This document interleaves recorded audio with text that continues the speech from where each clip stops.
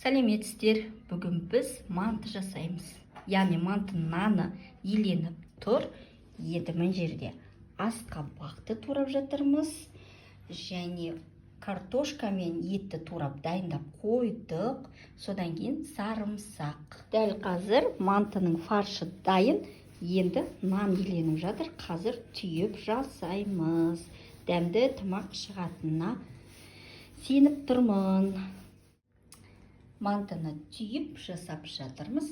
Мынандай қазір пісқанда бәріміз бірге жейміз.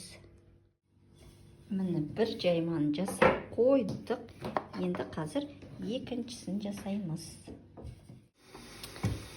Дәл осылай пісіріп жатырмыз. 45 минут пісу керек. Мантыны әрине барлықтарыңыз жасай аласыздар. Әркімнің бірақ жасау әдістері өзінше құпиялары болады. Менің манты пісіруімде ешқандай құпия жоқ, тек қана сол от души пісіру. Дәл қазір сіздерге піскен мантыны көрсетем. Міне пісті. Қазір табаққа салып жейміз. Өте дәмді болды деген ойдамын. Міне осылай пісті. Біз оны былай салдық. Енді жейміз.